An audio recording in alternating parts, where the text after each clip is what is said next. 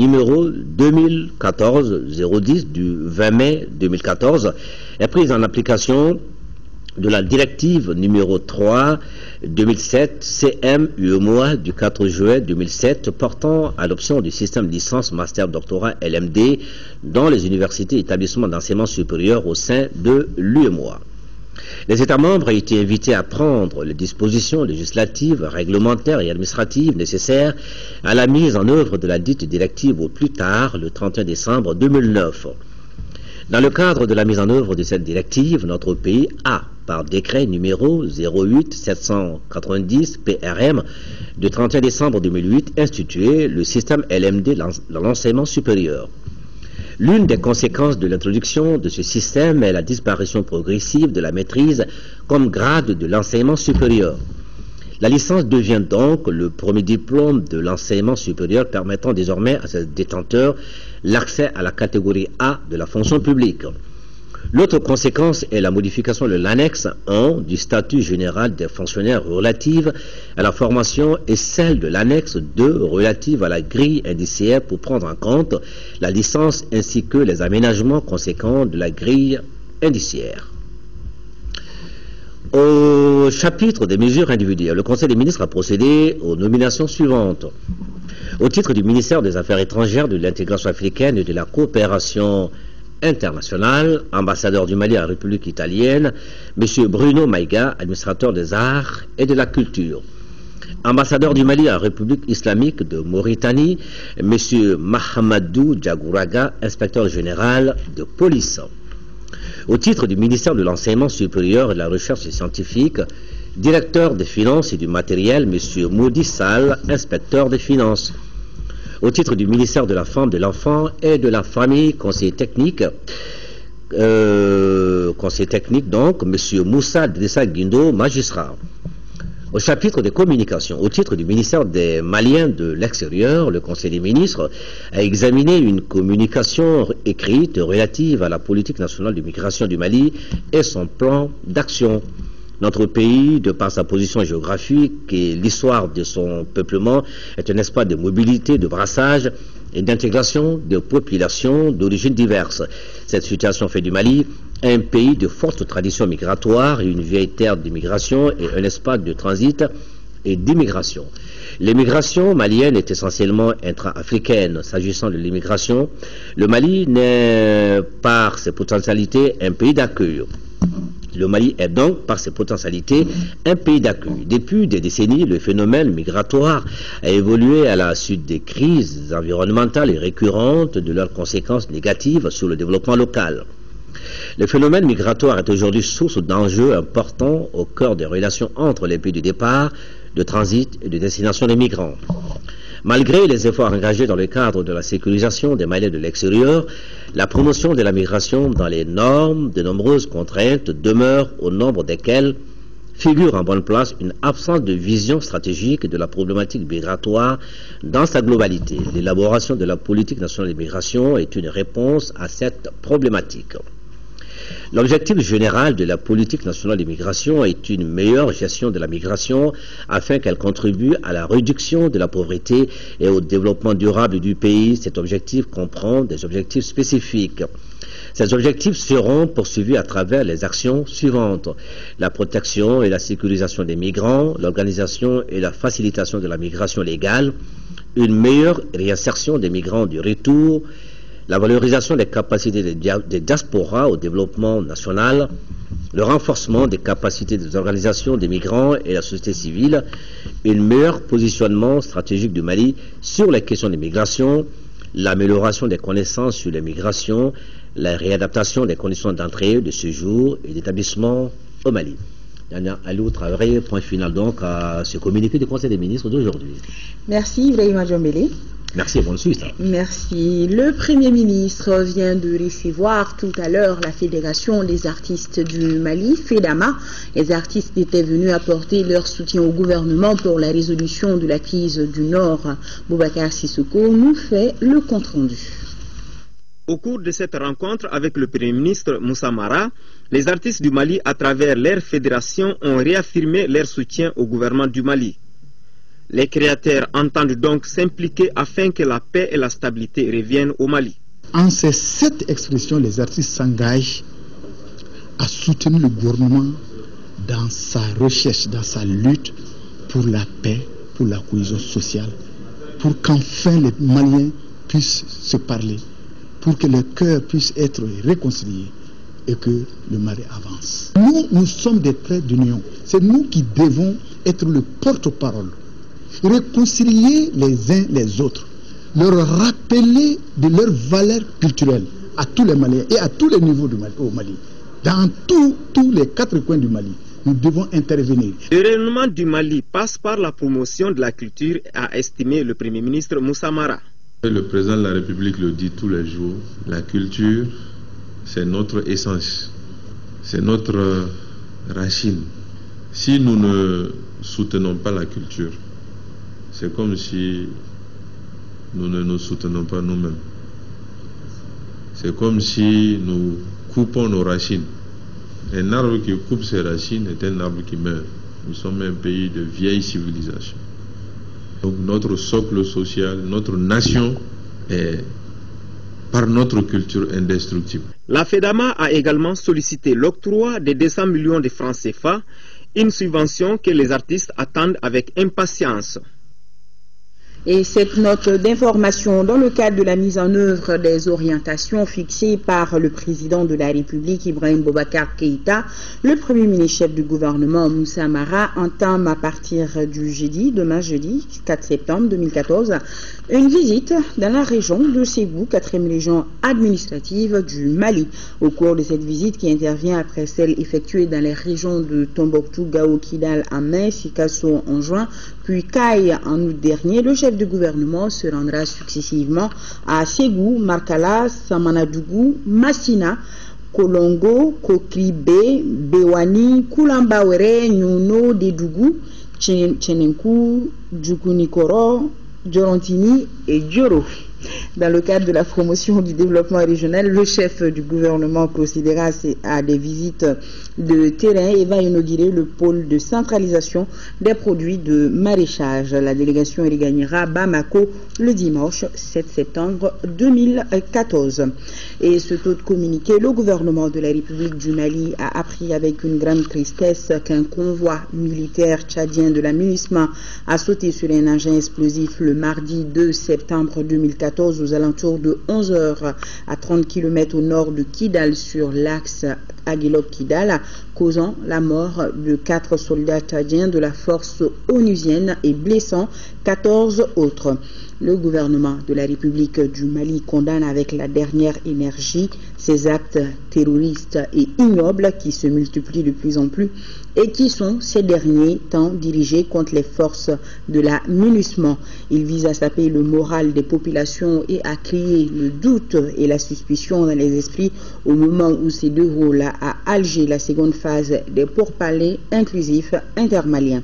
Le gouvernement de la République du Mali exprime ses sincères condoléances au gouvernement et au peuple tchadien, à la MINUSMA et aux familles des illustres disparus, cruellement arrachés à l'affection des leurs et formule des vœux de prompt rétablissement aux blessés. Le gouvernement de la République du Mali réitère sa profonde reconnaissance à la communauté internationale, singulièrement la MINUSMA, pour le soutien multiforme à la stabilisation de notre pays et renouvelle son ferme engagement à ne ménager aucun effort pour identifier les auteurs de ces actes criminels et les traduire en justice. Direction Alger, nous situons, vous le savez déjà, la deuxième phase des pourparlers intermaliens. Nos envoyés spéciaux nous indiquent que les protagonistes ne sont pas encore entrés dans le vif du sujet et pour cause, les derniers éléments de certains groupes armés sont toujours attendus dans la capitale algérienne à cause de difficultés logistiques. En attendant, l'équipe de médiation continue ses consultations avec les différentes parties et les pourparlers entre Maliens vont bon train en coulisses. Aboubacar Traoré et Yaya Kounati sont sur place. Reportage. Le représentant de la coalition MNLA-HCUA-MAA avait annoncé la couleur de la cérémonie d'ouverture. Nos délégations ne sont pas encore arrivées, avait lancé Amberi Agrissa, émettant déjà un doute sur la possibilité de la reprise des travaux en commission dès le lendemain matin. 48 heures après, certains membres de ces délégations sont toujours attendus à Alger. Des efforts ont été faits, nous assure-t-on, côté délégation gouvernementale, pour résoudre les problèmes logistiques qui se posaient, de telle sorte que tous espèrent un démarrage des groupes de travail dès ce jeudi. En attendant, les pourparlers inclusifs entre Maliens se passent plutôt de façon informelle dans les coulisses, dans une bonne ambiance, nous lance un diplomate. L'équipe de médiation est par ailleurs à pied d'œuvre pour renforcer la confiance entre le gouvernement et les groupes armés, dont les représentants au plus haut niveau sont désormais présents dans la capitale algérienne. Elle s'attelle aussi, cette équipe de médiation, à cerner les attentes et les préoccupations des uns et des autres et à rapprocher les positions sur certaines questions en vue de faciliter les discussions de travail. Sur les 4 groupes de travail qui s'apprêtent à démarrer dans les heures qui viennent, 2 sont particulièrement attendus. Il s'agit notamment de celle consacrée aux aspects politico-institutionnels et de celle qui s'occupera de questions de défense et de sécurité, les questions de développement et de réconciliation qui seront traitées par les 2 autres groupes thématiques étant considérés comme plus consensuels. Sur toutes ces questions, ce sont donc les communautés et la société civile qui seront les premières entendues, des séances d'audition après lesquelles démarreront les négociations techniques. Et des messages de soutien continuent de nous parvenir ici à la rédaction concernant les pourparlers d'Alger. Ce soir, nous avons pour le Parti populaire pour le progrès, PPP Djamadjigui, et pour le RPM, le Rassemblement pour le Mali. Ils expriment leur soutien indéfectible au processus de paix engagé à Alger pour le retour de la paix et la réconciliation nationale dans le respect de l'intégrité territoriale du Mali, de la laïcité et de la République. Il les remercie la médiation sous-régionale et internationale et l'encourage à persévérer dans la recherche d'une solution juste et durable au bénéfice de tous les fils du Mali. On parle du Mali, restons sur cette lancée car le collectif des organisations de la société civile a tenu hier une conférence de presse pour faire part de sa préoccupation par rapport à la situation que vit justement le pays. Isaac Chinou nous en dit plus. Selon le collectif, la multitude des intervenants dans la crise malienne et les propositions de médiation illustrent l'existence de l'importance des enjeux et des pourparlers géostratégiques autour de la question du Nord. Le collectif s'inscrit dans la dynamique d'un retour définitif de la paix au Mali et veiller sur la cohérence des conclusions d'Alger. Ce n'est pas parce que nous n'avons pas toujours joué le rôle qu'on devrait jouer que nous allons continuer à croiser les bras. Moi, je pense que nous n'avons d'autre choix que de mettre ensemble nos efforts. Donc la conférence de presse aujourd'hui est une suite aux actions de sensibilisation que nous avons amorcées depuis très longtemps. Aussi, ce que nous avons comme outil, ça c'est les documents que nous avons conçus. Et depuis très longtemps, on travaille sur ça et ces documents sont ventilés et aussi remis à qui de droit. Aujourd'hui, ce que nous voulons faire, c'est de présenter notre position commune, n'est-ce pas, à la presse, qui va faire une large diffusion du contenu. 12 organisations de la société civile se retrouvent dans ce collectif. La conférence se tient au moment où le deuxième acte des pourparlers se tient en Algérie. Le 10 septembre prochain, le président de la République prendra part en Chine à la réunion annuelle du Forum économique mondial. Cette rencontre de haut niveau réunira le monde des affaires du continent. Le président sera accompagné pour l'occasion par de nombreux ministres du gouvernement. Ces ministres étaient face à la presse pour faire le point de cette rencontre et énumérer les attentes du Mali. Tchessira Dambili a suivi la conférence, son compte rendu. Le Forum économique mondial des nouveaux champions qui se tiendra à Tianjin rassemblera environ 1500 participants de 90 pays autour du thème « Créer de la valeur grâce à l'innovation ». Il y sera question d'énergie, de ressources, de sciences et de technologie et bien sûr d'industrie, de santé et d'environnement. Le président Ibrahim Boubacar Keïta, seul chef d'État africain invité à ce forum, sera accompagné d'une forte délégation composée de ministres et de représentants des secteurs privés maliens et chinois. Une occasion rêvée pour vendre le Mali aux investisseurs de tous les continents. Ça permettrait également au Mali, aux entreprises maliennes qui sont faiblement coulées à l'international, cet événement donc leur offre l'opportunité aux entreprises de mieux se faire connaître auprès de potentiels partenaires. La rencontre annuelle permettra également aux entreprises et aux institutions participantes maliennes de découvrir les nouvelles avancées technologiques et scientifiques et de s'imprégner de nouveaux savoir-faire et pratiques internationaux. Pour y arriver, la partie malienne profitera non seulement des rencontres officielles du forum, mais aussi des rencontres bilatérales pour présenter les projets qui lui tiennent à cœur. Pour la rencontre qui se veut économique, la presse nationale et internationale sera fortement mise à profit pour vendre la destination Mali.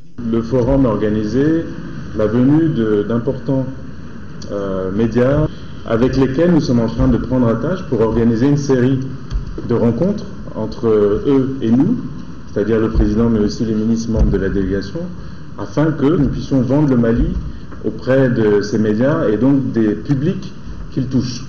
Il s'agit d'un déplacement à vocation économique, c'est pourquoi nous avons ciblé les médias économiques afin de porter la voix du Mali, de présenter les opportunités d'investissement dans notre pays, de vendre la destination Mali avec ses nombreux atouts, ses nombreuses opportunités. Les retombées à moyen et long terme sont énormes. De façon globale, les activités durant la rencontre pourront à long terme accroître les échanges commerciaux et d'investissement entre le Mali et plusieurs autres pays participants.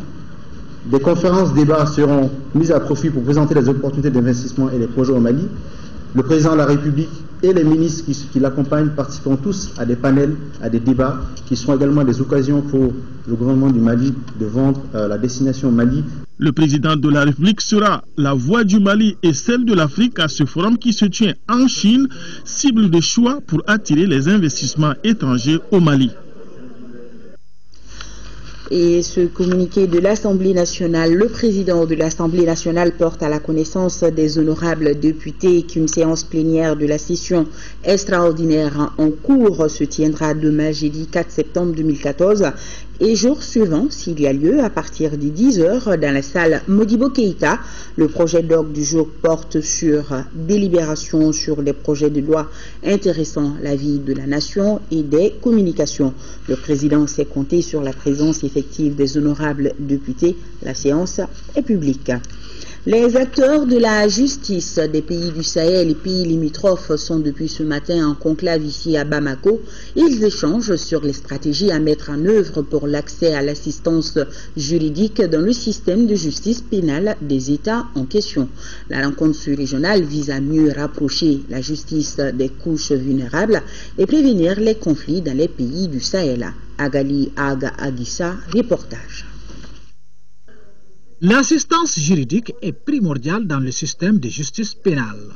C'est dans ce but que l'Office des Nations Unies contre la drogue et les crimes, UNIDC, organise cette rencontre sous-régionale en vue de renforcer les capacités des acteurs de la justice. Cette conférence sous-régionale a été organisée pour que les participants des États de la région du Sahel ainsi que les pays limitrophes puissent ensemble discuter de mesures pour améliorer l'accès à l'assistance juridique. Le choix de Bamako pour abriter cette conférence n'est pas fortuit. Il s'agit pour les Nations Unies d'appuyer le développement d'une justice efficace et contribuer à une sortie des crises sécuritaires au Mali. Les Nations Unies et les partenaires internationaux au Mali, eux aussi, souhaitent appuyer les efforts du gouvernement, des associations, des citoyens pour un plus grand accès à la justice pour tous, une meilleure promotion des droits de l'homme, à leur protection, à la consolidation de l'état de droit et de la paix. Au Mali, ici,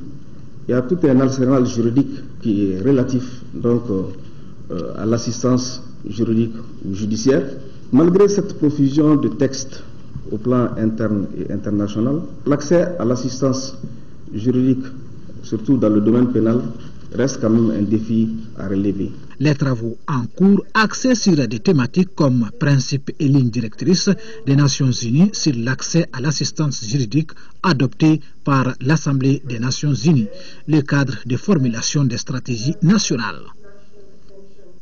La retraite du groupe sectoriel de protection du Haut Commissariat des Nations Unies pour les réfugiés a débuté ce matin ici à Bamako. L'objectif de cette retraite est d'encourager une dynamique à travers une réflexion de groupe sur la meilleure façon d'améliorer les résultats en matière de protection. Rachel Tessougui. Durant 2 jours, le groupe sectoriel de protection du Haut Commissariat des Nations Unies pour les réfugiés au Mali va réfléchir sur les voies et moyens lui permettant d'être plus opérationnel.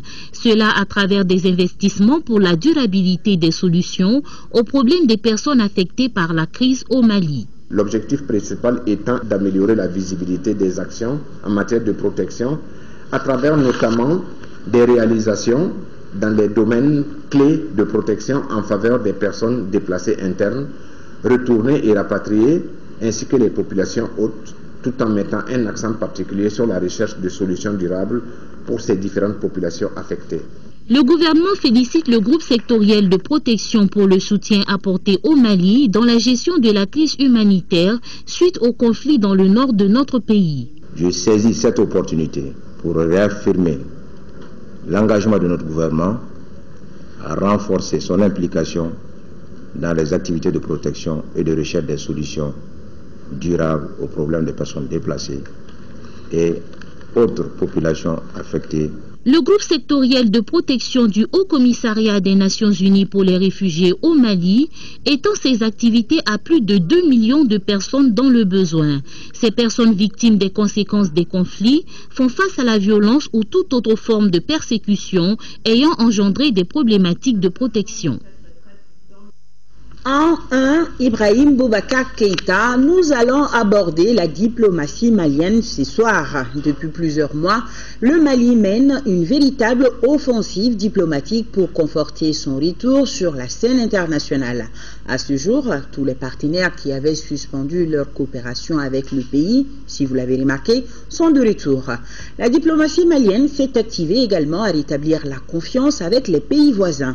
Elle travaille actuellement à dynamiser et à diversifier la coopération avec l'ensemble de la communauté internationale. Retour du Mali sur la scène internationale, un dossier signé Ibrahim Traoré.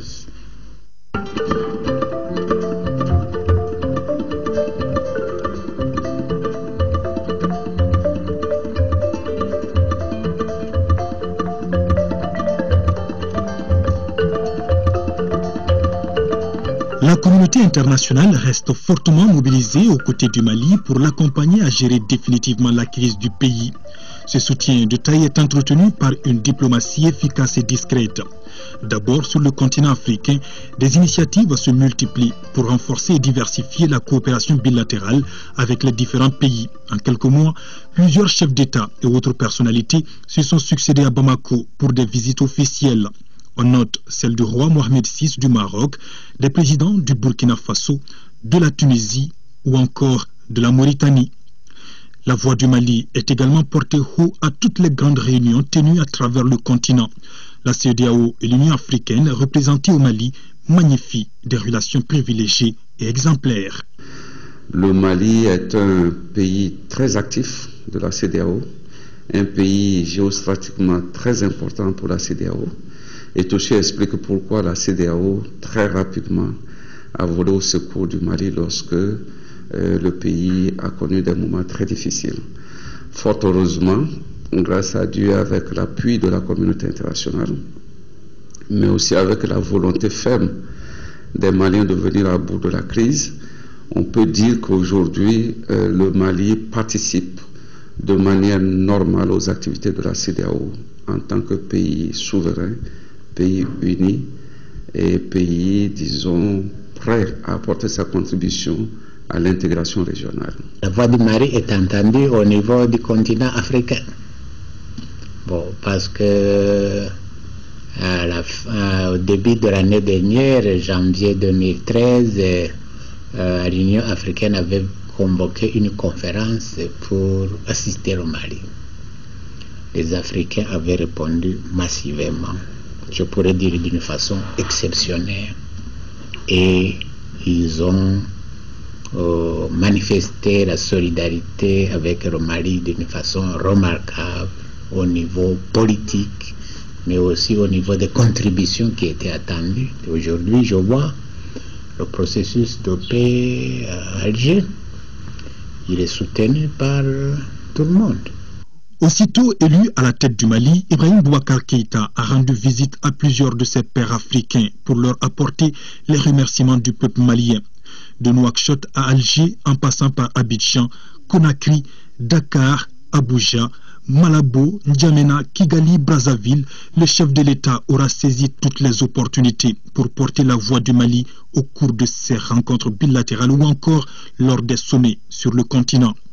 La diplomatie malienne a conduit également le président Ibeka en France pour saluer l'engagement de ce pays à aider le Mali à sortir définitivement de la crise.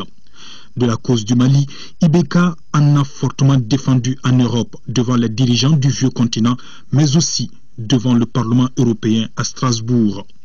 L'Union européenne, qui reste beaucoup engagée aux côtés du Mali, est l'initiatrice de la conférence internationale des donateurs en faveur du peuple malien. La visite du président du Conseil européen au Mali a permis de conforter les relations entre les deux parties. En plus de l'UE, les Nations Unies restent un partenaire privilégié pour le Mali. Le président de la République s'est rendu à New York pour témoigner à la communauté internationale de toute la reconnaissance du peuple malien. En pleine crise, le Conseil de sécurité a voté différentes résolutions et cela toujours à l'unanimité pour permettre au Mali de retrouver rapidement la stabilité. Depuis une année, j'ai vraiment trouvé que c'est un honneur de travailler dans votre pays. On a fait beaucoup des avancées, vous savez, depuis une année. Il n'y a pas seulement les élections du président de la République. Le président Ibeka, avec qui le secrétaire général Ban Ki-moon a des liens très étroits et bons. Nous avons maintenant cette opération de MINUSMA qui a pu aider à organiser les élections, qui a pu s'organiser au nord où il y a les plus grands défis. Nous avons maintenant 90% de nos troupes là-bas, qui a pu aider aussi le gouvernement dans les aspects qui sont importants pour le retour de la souveraineté.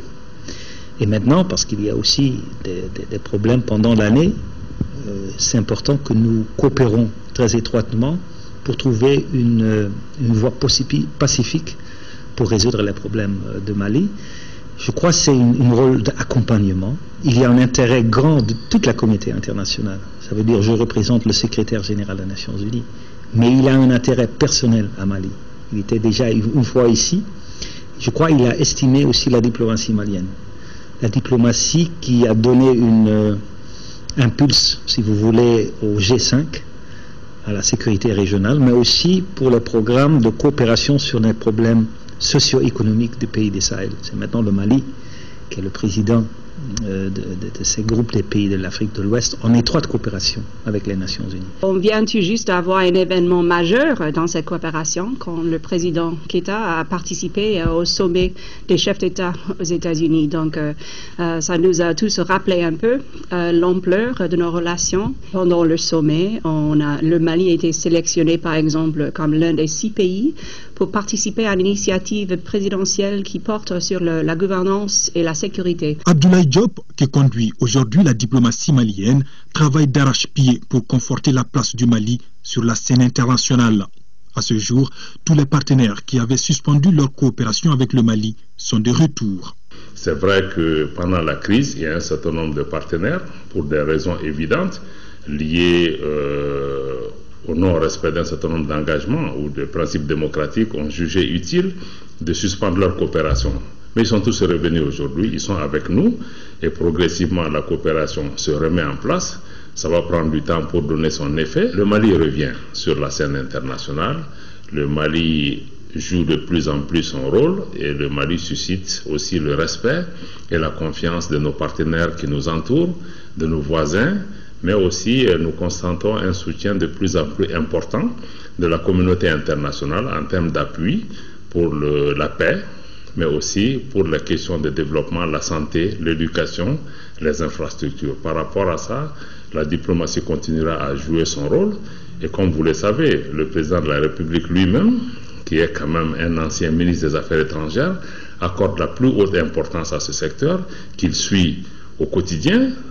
Au demeurant, il est quand même le chef de la politique extérieure et ses orientations en la matière sont très claires et nous bénéficions d'un appui important de sa part pour faire en sorte que notre pays compte et que la voix du Mali soit entendue et que nous œuvrions à la sauvegarde des intérêts du pays. Les pays du Golfe figurent en bonne place parmi les partenaires privilégiés du Mali. Le chef de l'État a justement séjourné au Koweït et 2 fois au Qatar pour magnifier cette coopération. Le Mali bénéficie d'un soutien remarquable du continent asiatique. Le président de la République est attendu dans les jours à venir en Chine pour conforter davantage l'axe Bamako-Pékin. En 12 mois, le Mali aura redoré son image, rétabli la confiance avec ses voisins et renforcé davantage la coopération avec les partenaires techniques et financiers à travers le monde. Merci Ibrahima Traoré. Suite demain de notre série de reportages sur les différents chantiers de développement des autorités maliennes. Depuis un an, il sera question de la réconciliation nationale demain soir avec Amadou Sankaré. Sur un tout autre plan, tenu d'un point de presse au ministère de l'Équipement, des Transports et du Désenclavement, le secrétaire général a communiqué ce matin sur les informations préliminaires concernant le bateau Sisoul 1 qui a coulé le 12 août dernier au Sénégal. Daouda Siliti Diarra, les détails. Le 12 août dernier, le bateau Sisoul 1 transportant 45 conteneurs a coulé au large du port autonome de Dakar. Ces cargaisons étaient destinées à la société Karma Mali. Après plusieurs investigations, les autorités de notre pays donnent ici des informations préliminaires autour de ce naufrage. Les résultats issus des enquêtes seront enrichis et approfondis par la partie sénégalaise. Une vérification de conformité du contenu des conteneurs sera faite par nos services techniques compétents en collaboration avec la partie sénégalaise. Afin de donner des informations fiables et étayées sur cette affaire, un comité interministériel sera mis en place. Ce comité, sous la présidence du ministère de l'Équipement, des Transports et du Désenclavement, suivra de façon transparente et impartiale ce dossier. Une mission de ce comité se rendra dans les jours à venir à Dakar à cet effet. Le ministère de l'Équipement et des Transports, du Désenclavement vous tiendra informé à temps réel sur l'évolution de cette enquête, de ce naufrage, de son contenu surtout, et des mesures prises par les parties concernées de la plus grande transparence et en toute impartialité. Il est à noter que la société Karma Mali opère depuis 2005 dans notre pays. Dans le cadre de ses activités, ces cargaisons transitent toujours par le port autonome de Dakar avec toutes les autorisations requises. Le ministre de la Femme, de l'Enfant et de la Famille au chevet des associations et groupements des femmes de Mopti, Kona et Douanza, Madame le ministre vient de remettre des équipements et des matériels productifs pour une valeur de 4 millions de francs CFA. La remise s'est effectuée en présence du président de l'Assemblée nationale. Mamar Ibrahim Touré, correspondance. Cette remise d'équipements et de matériels productifs aux associations et groupements des femmes de Mopti, Kona et Douanza pour un coût de 4 millions de francs CFA vient soulager les souffrances des femmes de la région de Mopti et des déplacés du Nord affectés par la crise. Beaucoup de femmes exercent dans l'informel. Elles n'ont pas assez de moyens pour exercer ces petites activités. Donc quand un département se lève, en l'occurrence le ministre de la promotion de la femme, de l'enfant et de la famille, vient pour appuyer ces femmes en matériel. Ces matériels sont les bienvenus. Ici nous avons de nombreuses associations féminines qui participent activement au développement de la région. C'est l'aide la plus importante, l'aide que nous souhaitons sincèrement, est celle qui provient de nous-mêmes, c'est-à-dire du ministère de la promotion de la femme, de l'enfant et de la famille. Ce lot de matériel se compose entre autres de grillage, d'engrais, de charrettes, de motopompes, de filets et d'aliments bétail. Cette donation est une priorité du gouvernement malien. C'est pourquoi la cérémonie était présidée par le président de l'Assemblée nationale du Mali, l'honorable Ishaka Sidibé, accompagné des 4 membres du gouvernement. Ce sont des associations et des groupements de femmes très actifs qui participent au développement économique du pays. Il faut des programmes d'urgence pour appuyer les femmes, pour aider les femmes à s'organiser. Le don était destiné à des associations féminines de Douanza, l'association des femmes vendeuses de poissons à Kona, la société coopérative maraîchère de Mopti, l'association Nyeleni et l'association Djigbougou de Sévaré. Le projet PAPAM a procédé ce mardi au lancement de son volet adaptation de la petite agriculture paysanne au changement climatique ASAP dans la région de Caille. D'un coût de plus de 5 milliards de francs CFA, le projet couvre 3 cercles, Bafulabe, Kenyeba et Caille, pour une durée de 4 ans. Mamadou Aloubari nous en parle. Pour un montant de plus de 5 milliards de nos francs, ce projet couvrira les cercles de Bafulabe, Kenyeba et Kita. Nous détruisons le sol et nous avons des systèmes de culture qui ne sont pas préservatrices des ressources naturelles. Le projet cherche à corriger un peu cette tendance, faire en sorte que nous puissions mener une agriculture productive, mais aussi conservatrice des ressources naturelles. ASAP permet de protéger les couches sociales démunies qui sont en réalité les plus exposées et les plus vulnérables aux effets des changements climatiques. Pour faire face aux changements, les plus hautes autorités de notre pays ont signé et ratifié plusieurs conventions et protocoles et élaboré les outils de planification. Il s'agit entre autres de la signature de la Convention cadre des Nations Unies sur les changements climatiques, de la signature du protocole de Kyoto. Ce projet interviendra dans 15 communes et plusieurs résultats sont attendus, à savoir l'accès des ménages ruraux à des énergies renouvelables comme l'énergie solaire et des biodigesters, l'augmentation et la résilience au niveau du territoire à travers l'intégration et la mise en œuvre des mesures d'adaptation au changement climatique dans les PDSEC communaux. Dans le cadre de l'organisation de l'élection législative partielle dans la circonscription électorale de Yorosso, le ministre de l'Intérieur et de la Sécurité informe les partis politiques et candidats indépendants que la date limite de dépôt des candidatures est fixée au 18 septembre 2014 à minuit. Les imprimés de déclaration de candidature sont disponibles auprès du préfet du cercle de Yorosso. Le ministère comptait sur la bonne compréhension de tous. Le nouveau bureau du conseil d'administration de l'Agence d'exécution des travaux d'intérêt public pour l'emploi, AGETIP, tient depuis ce matin son premier conseil d'administration. Au cours de la rencontre, les administrateurs sont appelés à adopter les rapports d'activité de la structure du premier semestre. Les perspectives du deuxième semestre 2014 sont également des points inscrits à l'ordre du jour de cette session. Moussa Fani. L'Agence d'exécution des travaux d'intérêt public pour l'emploi AGETIP a investi environ 600 millions de francs CFA dans ses activités réalisées pour le premier semestre. Il s'agit entre autres de la construction de la route Kabbalah à la nouvelle cité universitaire, la réhabilitation de certains bâtiments administratifs des régions du Nord. Cette année, l'AGETIP est pratiquement sur tous les sentiers de reconstruction des localités touchées par la crise du Nord. Déjà en termes d'exploitation, on a un résultat qui est excédentaire de 100 millions. Comme le nouveau président l'a dit, c'est la première fois qu'on enregistre ça depuis plusieurs années et seulement au cours du premier semestre. AGETIP Mali a payé à ses prestataires au cours du deuxième trimestre 2014 près de 5 milliards de francs CFA. Nous avons réussi à amener nos délais de paiement à 4 jours. Ces délais auparavant étaient de 26 jours minimum. Le montant de nos engagements en travaux au deuxième trimestre était de plus de 8 milliards de francs CFA. L'AGETIP Mali a signé pendant la même période 16 contrats. Ces résultats obtenus suscitent de l'espoir chez les administrateurs de l'AGETIP. Les perspectives sont bonnes avec déjà pour plus de 20 milliards de conventions. Et je pense que cette année, on va aller en termes d'honoraires et de résultats vraiment excédentaires. Les responsables de l'AGETIP entendent mieux orienter les actions à venir afin de répondre aux exigences de développement en matière de travaux publics. Les travailleurs de la mutuelle de l'éducation et de la culture sont réunis en assemblée générale à 17e du genre. Ils vont échanger en vue de trouver les stratégies et approches pour la bonne marche de la mutuelle. Les travaux qui vont durer 3 jours seront marqués par la mise en place d'une nouvelle équipe dirigeante. Alpha Maïga, compte rendu. La réalisation de cette infrastructure sanitaire est l'œuvre de la mutuelle des travailleurs de l'éducation et de la culture. Il s'agit là d'un bel exemple de coopération de mutualité. Les initiateurs se retrouvent ici pour la 17e fois en assemblée générale. Au cours donc de cette assemblée générale, vous aurez à examiner l'ensemble des documents qui vous ont été soumis et qui marquent la vie de notre mutuelle. Dans le rapport financier, le solde ressorti se chiffre à plus de 150 millions de francs CFA.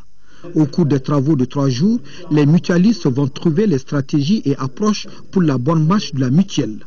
occasion pour le représentant du ministre en charge de la solidarité d'exhorter les uns et les autres autour d'un certain nombre de points.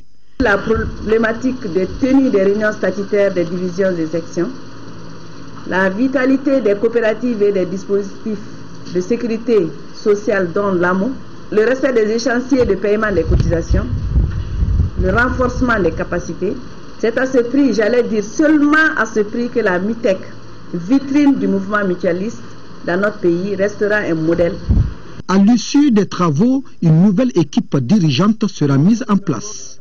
L'équipe aura comme leitmotiv encore plus de solidarité. Allez, du sport, football, les préparatifs du match Mali-Malawi, comptant pour la première journée des éliminatoires de la CAN Maroc 2015, ont déjà commencé. La commission mixte ad hoc chargée de l'organisation du match a animé ce matin un point de presse au siège de la FEMAFOOT. Le compte-rendu avec Siragatou Sissi. Il s'agit, à travers ce point de presse traditionnel, de la commission mixte ad hoc du ministère des Sports, en collaboration avec la Fédération malienne de football, d'informer les journalistes des dispositions à prendre pour le match Mali-Malawi de samedi au stade du 26 mars. Tous les contours liés aux aspects organisationnels, marketing et sécuritaires ont été passés au crible par les conférenciers. La commission mixte est déjà à pied d'œuvre pour réussir la mission.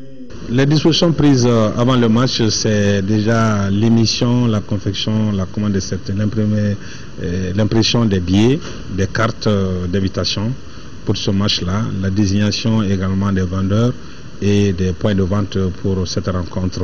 Et comment les gens peuvent se rendre tranquillement au stade et retourner carrément à leur domicile après le stade. La Fédération malienne de football, de son côté, travaille en amont afin de relever le défi. La direction régionale de la police est en train de s'atteler pour rédiger un cadre d'ordre qui va bien et qui précise les missions de chaque unité, notamment la police, la gendarmerie, la garde, la protection civile et la police militaire. Ce Mali-Malawi de la première journée des éliminatoires de la CAN Maroc 2015 est-il classé match à haut risque par la CAF? Nous ne pouvons pas dire que c'est un match à haut risque, mais quand même nous prenons toutes les mesures nécessaires pour éviter que les Mali ne soient suspendus. Nous prenons toutes les mesures, nous n'écartons aucun cas. La vente des billets et cartes commence ce vendredi. L'ouverture du stade du 26 mars est prévue samedi à 15h, soit 4 heures avant le coup d'envoi du match. Toujours en parlant de ce match Mali-Malawi, les Aigles du Mali sont un regroupement à Kabbalah où ils préparent activement la réception des Flames du Malawi. Tous les sélectionnés ont répondu présents et les séances d'entraînement se passent dans la bonne ambiance, nous dit Khalifana Matraoré qui a lui aussi chaussé ses crapons pour l'occasion. C'est la rentrée pour les Aigles du Mali en vue des qualifications à la Coupe d'Afrique des Nations 2015. Pour cette première de Henri Kasperzak II en match officiel, le nid des Aigles affiche complet au centre Ousmane Traoré de Kabbalah. Le sélectionneur et ses assistants supervisent dans les plus petits détails les ateliers et séquences tactiques.